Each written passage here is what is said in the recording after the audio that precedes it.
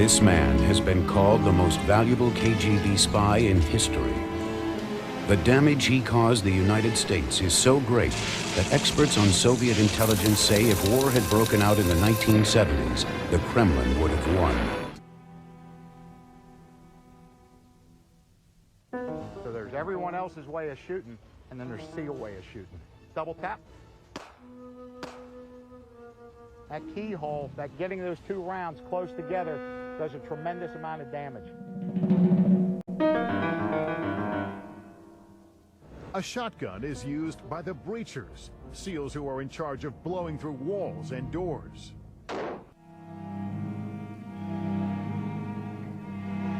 Snipers carry a .50 caliber rifle for longer range firing capabilities. Anti-armor, anti-personnel, .50 caliber sniper rifle, 690 grains of diplomacy.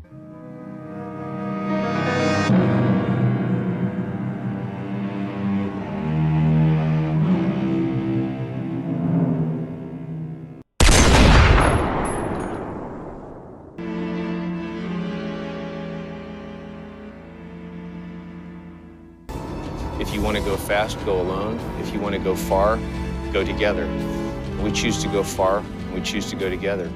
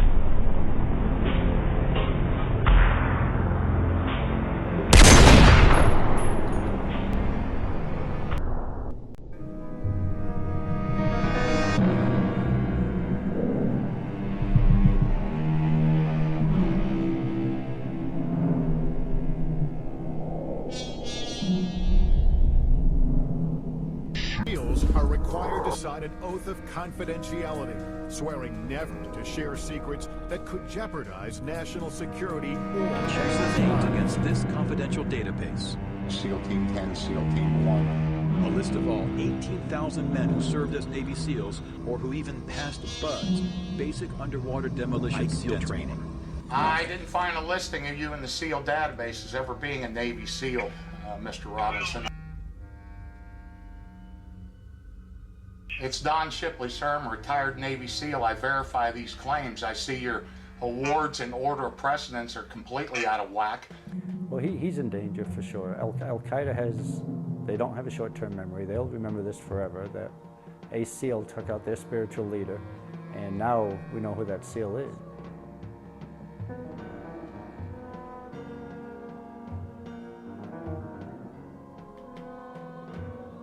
I verified 20, 30, and often over 50 fraudulent SEAL claims each and every It's a membership site.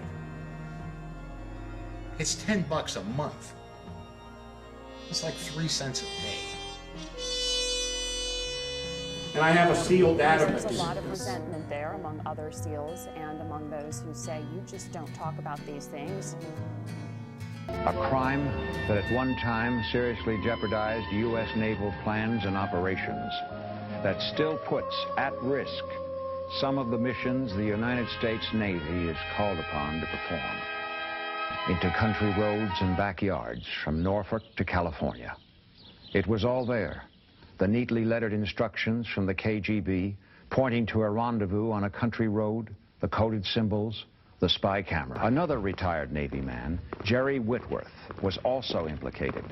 Then John Walker's brother, Arthur, and finally, John's son, Michael, a seaman aboard USS Nimitz, was arrested. To make it even more puzzling, these were volunteer spies, not recruited or coerced by the KGB. They were Americans. John Walker and Jerry Whitworth, senior enlisted with excellent records. Arthur Walker, a former naval officer. Shortly before his arrest, Michael had received a Superior Performance Award from his ship. They were our people. But there it was. The capabilities, vulnerabilities, and limitations of our frontline weapons systems, tactics, war plans, fleet readiness were compromised, along with details on development of new weapons and sensors still in use in the fleet today. How could they do this? I mean, granted, complete lack of ethics or shame. So there's everyone else's way of shooting, and then there's SEAL way of shooting. Double tap. That keyhole, that getting those two rounds close together, does a tremendous amount of damage.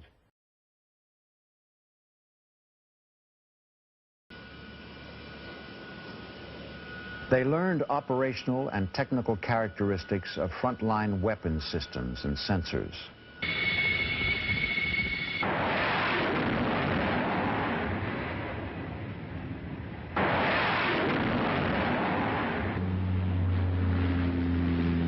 The Soviets gained significant insights into U.S. intelligence sources and methods.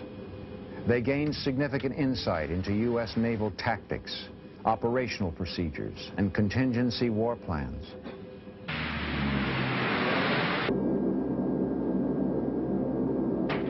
A U.S. Navy commendation he received read, "Warrant Officer Walker is intensely loyal, taking great pride in himself and the naval service, fiercely supporting its principles and traditions." And the massive hemorrhaging of Navy secrets began.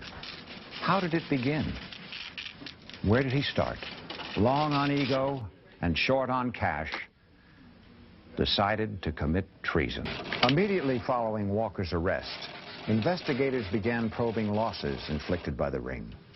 It would require some time before the full picture emerged of how much and how long Navy communications had been compromised. But as the painstaking process of tracing and analysis continued, as more and more key lists were added, more and more communications networks incriminated, it became clear that this nation had suffered losses that could only be described as appalling. In this whole equation of spy versus security systems, there is one more important component: people. What makes security systems work is the sense of responsibility people bring to their job or assignment. We've all been here before. The standard NIS security briefing. Everyone in the Department of the Navy, Marine, officer, enlisted, civilian, is supposed to be briefed every year on the basic requirements of security. Remember, John Walker and his fellow spies were volunteers. They were not blackmailed or coerced by the KGB. They sold their services. Shipmates, neighbors, fellow watchstanders, friends, and also traitors. What about the people who knew Michael, John, Arthur, and Jerry? Here at Naval Operating Base Norfolk are the other characters in the story, the shipmates and fellow workers, the people the spies worked with day after day. These are the people the spies betrayed as fully as they betrayed their country. It's just very hard to imagine anybody would be willing to throw it away for greed. Days of dishonor. Whether this will happen again may depend on what you decide. Because the one lesson we can learn from this story of treason, broken promises, and broken lives is that in the long run, our nation's security against espionage rests squarely on some very simple elements. The faithfulness and alertness of millions of people, people like you and me.